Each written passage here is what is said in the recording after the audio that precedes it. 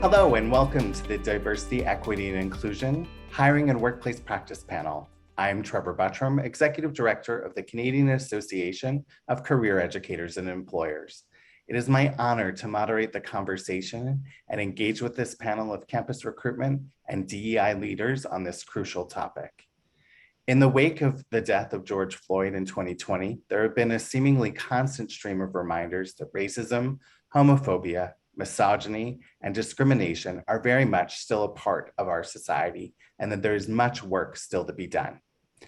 As anti-oppression and DEI further emerges as an important value that talent looks for in their employer, many organizations have had to take a long, hard look in the mirror and demonstrate that they are taking concrete and measurable steps to create safe, inclusive, and equitable workplaces for all.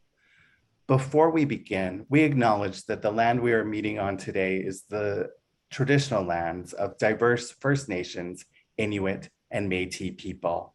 I am joining you from the nations and traditional lands of the Mississaugas of the Credit, the Anishinaabe, the Chippewa, the Haudenosaunee, and the Wendat peoples, and is now home to many First Nations, Inuit, and Métis peoples.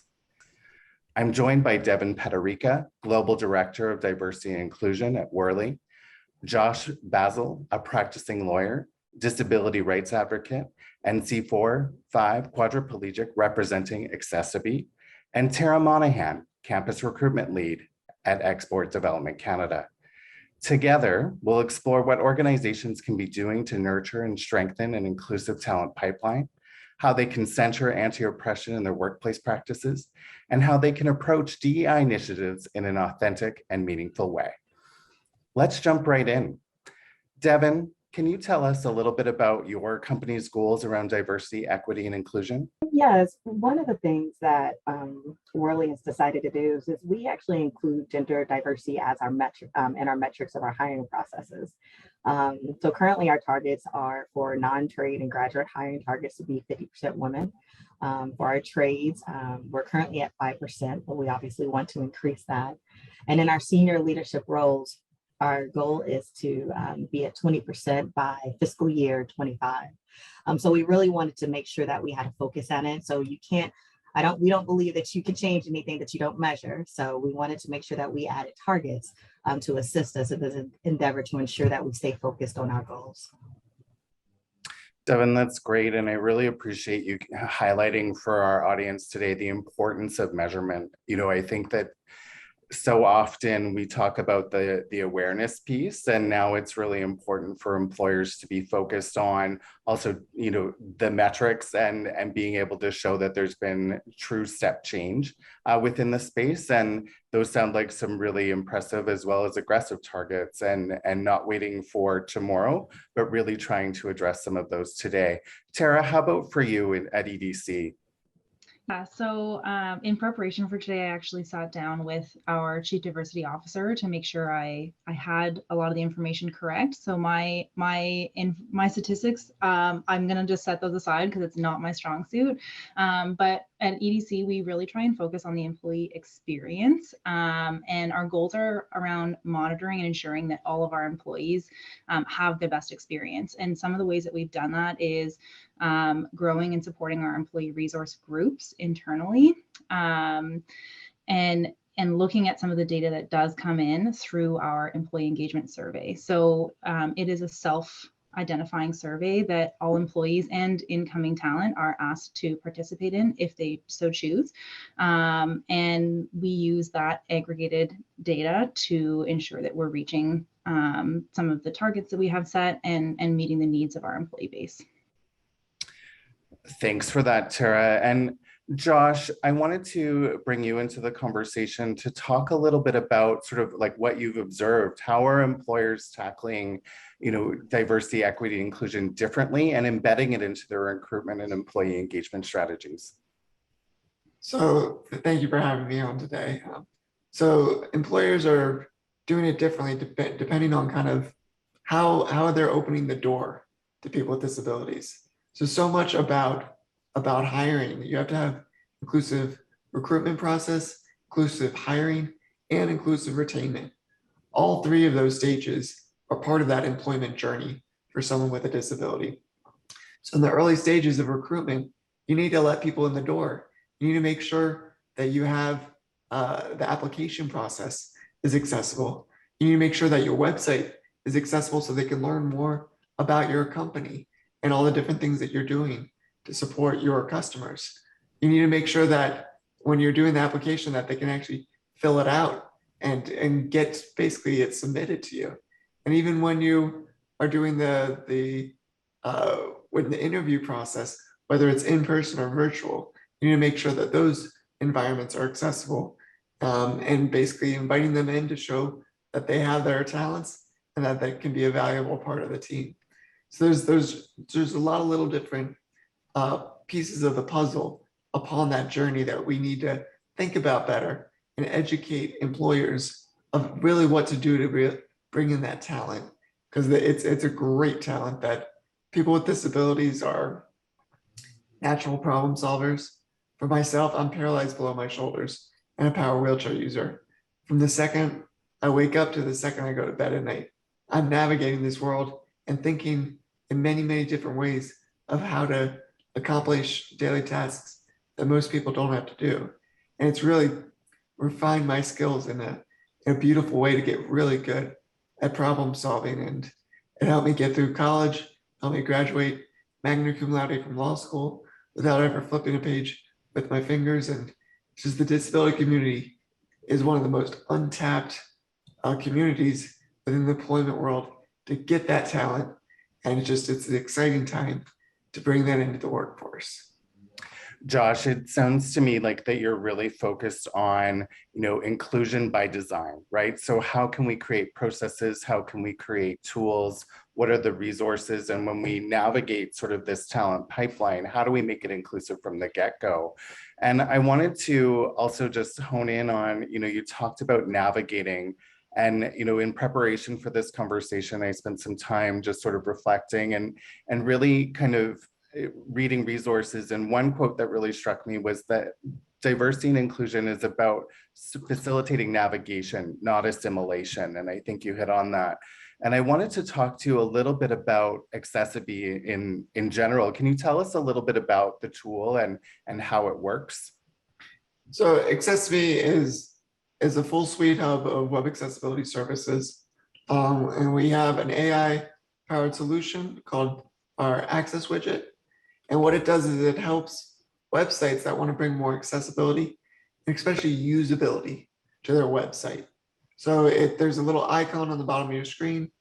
And when you hit it, you're able to generate all these profiles for whether if you have epilepsy, if you turn that one on, it ends up shutting off any blinking lights, flashing GIFs, or any of the tones that can trigger an epileptic event.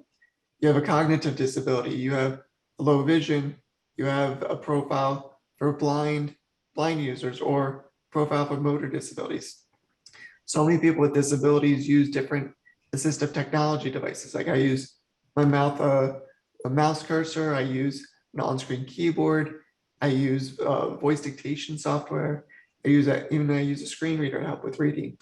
And every one of those different pieces of assistive technology needs to be able to kind of work with that website for you to navigate it. Like I've gone on a website where I use my on-screen keyboard to tab through the menus, and I can't access the drop-down menus, so I'm stuck on the homepage. Or I've gone in to fill in my personal information when I'm checking out, to put in my name, my credit card information, and I'm blocked to doing that with my voice dictation software. So there's a lot of little things that people don't think about, but with disabilities or in general, being able to navigate a website, you want to be able to go through everywhere that's on that website, just like everyone else.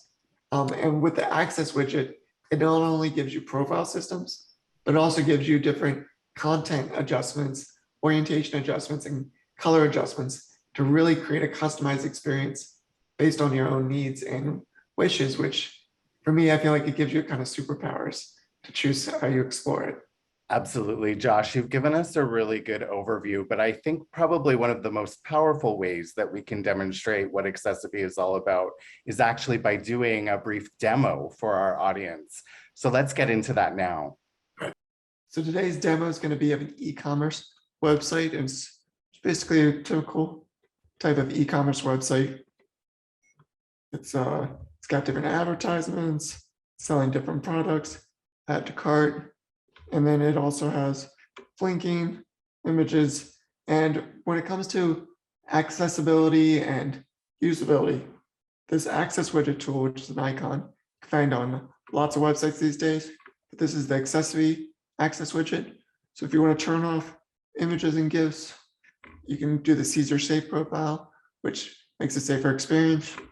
For low vision, vision impaired, it jumps up the different, the vibrancy, it increases the font size.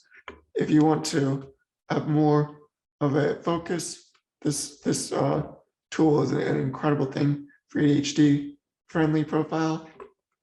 For cognitive disabilities, if you are trying to use this profile, makes the menus, headers, it makes them all pop and puts bars around to make it easier to identify, it makes the font bigger.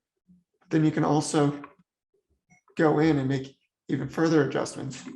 You can do content adjustments, increasing the size of everything, increase the size of the font, change the alignment.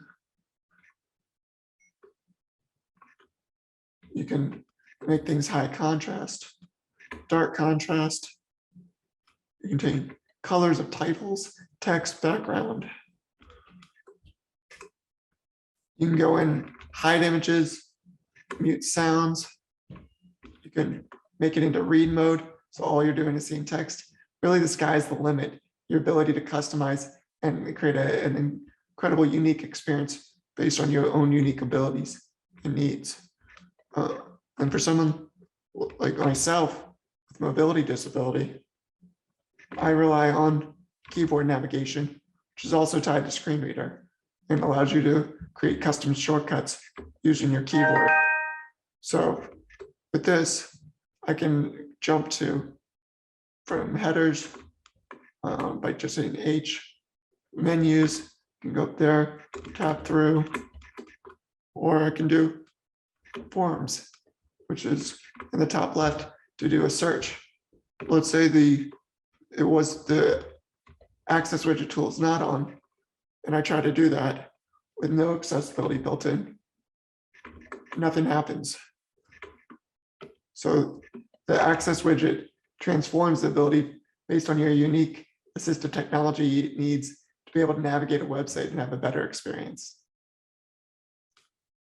Wow, Josh, it looks like that there's a whole suite of ways that we can create pathways for persons with disabilities to be able to access and navigate our career websites and make sure that we can facilitate their applications so that we can engage their talents, their skills, their knowledge and expertise. Thanks so much for sharing that with us. Devin and Tara, and Devin, maybe I'll start with you. I wanted to get your thoughts on, calling people in, right? And one of the things that's so important here when we talk about our strategies, is nurturing that inclusive talent pipeline. What are some of the ways that you're connecting with equity deserving groups and creating those pathways to access and really inclusion in the recruitment process? Well, a couple of things that we're doing that we're changing the game a little bit. We're making sure that we have intentional focuses with HBCUs and partnerships within our community. We have 8 people network groups that we focus with that have a variety of representation we have our Kumba for our Black People Network group. We have All Abilities. We have our Veterans Network group, Women's of Worldly. So we have a variety of people network groups internally, and then we also externally serve in a variety of ways in our communities to have pipelines of talents to come in. That sounds great. It sounds like that you've got, diverse voices of experience as well that you can involve and engage in the recruitment process and really connect and show that there truly is a place for everyone within your organization. Tara, how about for you? How are you connecting with diverse student groups or, diverse talent pools when you're recruiting on campus? Yeah, I guess I'll start a little bit outside of specifically on campus. So as a whole, like as an organization at EDC, we have a very heavy focus on community investment. And as an organization, we see that as more than just the monetary contributions to causes or events that we may support, but we actually encourage our employees to get involved in ways that they find meaningful. And one of the key ones that was brought up to me in preparation for today was the Jean Augustine Center for Women. We actually have a lot of women in our leadership team who are involved in the mentorship program with that center. So that is one of the many different connections that our employees are making on a day-to-day basis with the community in general.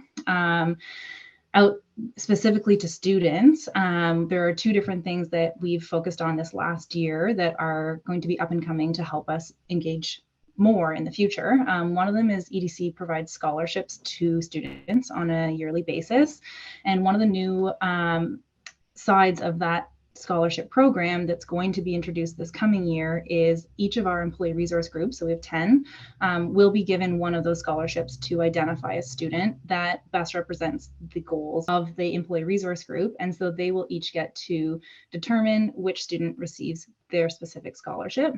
And then third, the most recent thing that we've worked on with our Chief Diversity officer and our ID&E team is creating a hiring practice that allows us to, or policy, I guess, not practice, to create opportunities for groups that maybe have been marginalized against through the recruitment process in the past. So we have a new hiring policy that will enable us to post roles specifically for one group of people. And the example that we are going to be coming up with, or that we're currently working on, is a new program for neurodiverse students to come into the workplace on a work term. We have leaders internally who have the training and the ability to support this process. So it felt like the right place to start. And that is going to be coming up ideally this fall. And right now we're on target to reach that posting coming out this fall. Wow, some really great initiatives profiled there, and ways to also engage you know, your workforce in supporting the recruitment process, right? But also ways to demonstrate as well that you take this seriously and that it's something that you want to embed into the values of your organization and what it looks and feels like to be a part of your team. Yeah. So that's awesome. Trevor, I just wanted to unpack one more thing. Do you mind? Yeah, absolutely, Devin. What would you like to pick on? Real quick, so long story short, I support the Americas region, and so we do have, I support US, Canada, and Latin America. So everyone has their focuses. So I did want to unpack one of the things that we're doing slightly different because Canada, you know, every sub-region kind of has their own specific focus. And so I wanted to make sure that I kind of spoke a little bit about what the US is doing, but I did want to kind of spell out a little bit that in Canada, we do have memberships in a number of our organizations, including the Canadian Council for Aboriginal Businesses. We've initiated steps for our PAR certification. We're through PAR certification level 1. And we've also hired an Indigenous outreach director specifically because we know with that population that really relationship is key. So that are some things that we're doing in the Canada piece. But in regards to the USA, we have partnered with local HBCUs as well as had facilitated discussions around social events that have happened. And then our CEO actually have stepped in and have listening sessions into our employee populations that have been marginalized. So I just wanted to make sure that I kind of spelled out a little bit more because obviously we know one shoe doesn't fit all. And in different geographic locations, things are done a little bit differently. So I just wanted to make sure I shared that as well. That's great. Thanks, Devin. And I think it also touches on the importance of indigenization of our recruitment process, and also the ways that we engage Indigenous communities in the workplace and create and make sure that there's recognition, I think, of Indigenous peoples in our work, and I think so important, particularly within Canada. We've obviously recently discovered mass graves in residential schools, been working towards the recommendations from the Truth and Reconciliation Commission. I think indigenization also a huge part of this conversation, and thank you for surfacing that. I wanted to maybe talk a little bit about not only best practice, but also some of the challenges that employers may encounter along the way. Josh, from your perspective, what do you think is the most challenging aspect of DEI initiatives for employers to take on? I'd say the most challenging is just the continuing to wait, putting a pause on actually doing it.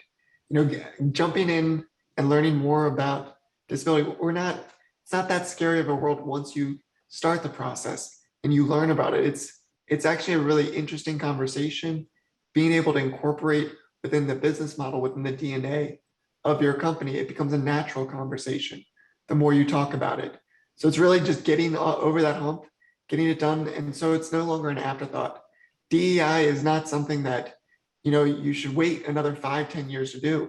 The time is now. This is the moment in time where you can start on the right path. And it's really more of a forward thinking of bringing your company, your business, what you're trying to do to make an impact in the world, to do it even on a larger scale and include more people. So yeah, just get it done now. It's really the impact you're going to be making, the people that you're going to be adding to your team. It's just better days ahead. It's a smart business opportunity. I can talk about within the disability community in general. We have over one fourth of the U.S. population is considered to be living with a disability. That's a huge number. That was $490 billion in spending last year alone. This is a huge market. This is a lot of people involved. And if you welcome your doors, you welcome your company to this community, you're tapping into an incredible market and a lot of just incredible people that want to be a part of your business journey. 71% of people with disabilities that go to a website that's not accessible end up turning away and going somewhere else. Right when you hit a wall, if you can't get in the store or you can't experience it like everyone else, you're going to go somewhere else where they're going to be more inclusive and welcoming to you. So it's just, I hope that answered your question. It sure does, Josh. Those are really powerful statements, and I think really helpful for employers to reflect on is that these issues can feel really big, and we can feel like that we're needing to really take a step back and create a full strategy and maybe not necessarily feeling like we can roll out as we need to or as we go. But I think what's so important to recognize is that it's actually sometimes the smallest of actions that mean the most, right? And can create the reality that we're looking for in our workplace, and also recognizing that if we don't take action immediately, we're going to lose out on some really great talent as well as customers within our organizations. So thanks for that. Like with the access widget, you can easily just reach out to the TalentEgg team, the email, reach out if you want to learn more there, or there's actually a booth that you can go to at the conference to learn more about accessibility. Fantastic. And I think that that's an important reminder that, there is the exhibit space and that we encourage folks to check that out as well. And particularly to learn more about accessibility and the power that it can add. And certainly one concrete step organizations can take to create a more inclusive doorway for a talent to check out their organizations. Tara, I wanted to circle to you and ask the same question. What do you think the greatest challenge is, and what do we need to be doing to address that? It's a very good question. I think personally, what I'm finding to be the most challenging is internally, we have really worked hard and built this trust with our employees for them to share the information that we need to ensure that we're doing what we need to do so that each employee gets to reach their full potential. And the challenge from a recruitment perspective is how do we translate that internal trust and comfort that all of our employees have that we've built with them to the external candidates before they even come in the door? How do we get there? And I think being involved in conversations like this today, having our leadership team and our employees out and about in the public is probably the best way for us to be approaching that. There are probably others. I mean, one of the most recent things that we've focused on, or not focused on, but have had leaders get involved with women in finance spaces so that the students that are going to these talks, they see themselves in the leadership or even just in the workforce at EDC. The world of finance is very heavily male dominated. So having those students come in and see that representation for them, I think is really important. And that's another way that we can go out and build that trust. So it sounds like that the challenge is actually an opportunity here, right? To be able to build and create space for individuals to share what is working, what's not, what may need to change in order to move the needle here. But also at the same time, doing that listening work, and not only just listening, but taking actions from that reflect back that you've heard and understood, and that you're making the changes that need to happen, and that representation matters, right? And being able to demonstrate how there are inclusive career pathways throughout your organization right from the get-go can be really effective in terms of bringing people not only on board, but also retaining them in the future. We're drawing the near of a close of our time together, and I just wanted to offer each of you the opportunity to share like one best practice or final thought, or even one thing that you would tell yourself as you were beginning your own DEI journeys within your organizations or supporting others. What would that be? What would your final thought be to our audience today? Devin, maybe I'll start with you. Well, for me, I think the biggest thought or takeaway for me when it comes to the D&I space is that diversity and inclusion is more than a department. It's more than a function. It's more than representation. Because a lot of times people are like, oh, we want representation of diversity, and that's great. But if you want to keep these people, you have to also first focus on inclusion. You have to make sure the culture is right. And one of the things that has just illuminated for me that it requires partnerships within all the stakeholders in the business functions. And so you want to make sure your business processes are efficient. You want to make sure that you have an engaging work environment because people talk. And when people talk, guess what? It's one of those things that I think it's like in customer service, like one person can turn away so many customers, but great advertisement can get a few in the door. So you want to make sure that people can be the poster child of what is going on in your organization. And you want that to be a positive reflection of what's going on and not spend all your efforts on recruiting and then you can't keep them. So my biggest takeaway in a nutshell is make sure that when you're focusing on the D&I, that you look at the holistic life cycle of the employee experience. Yeah, it's not just the glossy brochure version. It needs to be a lived reality each and every day. Josh, how about for you? What's one key takeaway you'd like our audience to bring with them on their DEI journey? Recognizing that people with disabilities are one of the most brand loyal communities imaginable. When we're welcomed, when we're taken care of, when doors are open to let us be a part of their business journey, we come back again and again as repeat customers. And even in the employment world, when we're hired, and we get be part of your business family, or people with disability statistics have shown are less like or have longer retention rates than any other employment group, because we're not looking for that next opportunity to make the $1,000, $2,000, $5,000 more. When we're welcomed in, we feel like we're part of that family, and we want to be doing good for that business. So it's a smart business practice to open your doors to people with disabilities. It's even better practice to hire us because we're great workers. Josh, thanks for that perspective. I think it's so important that employers recognize that this work, not only is it the right thing to be doing, it also just makes good business sense in terms of finding the talent that you need to excel and to drive your business forward. Tara, final word from you. Yeah, I would say that harnessing sort of that wave of momentum that is coming from a lot of businesses in the last 2 years is probably the best place to start. It's allowing us to be more open about finding where there's discrepancies in our business. And then it has also allowed us to take this qualitative nature of work of ID&E and that sense of belonging in an organization and quantify it. And I think if you're able to do that, which we're working on at EDC, is taking that and getting like hard data around what it is that we're doing and how it's progressing. I think that's the way to make sure that we are holding ourselves accountable to what we've said we will do and what we would like to be doing.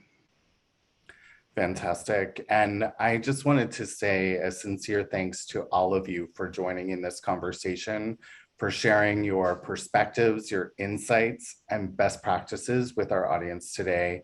I think I know I've learned a lot, and I'm sure they have as well, and look forward to the questions that they'll be posing in just a moment. To our audience, just wanted to invite you to stay with us as well for the special announcement of the Award for Diversity and Inclusion in the Workplace, and to celebrate other winners of the 2022 Campus Recruitment Excellent Awards, which is coming up next.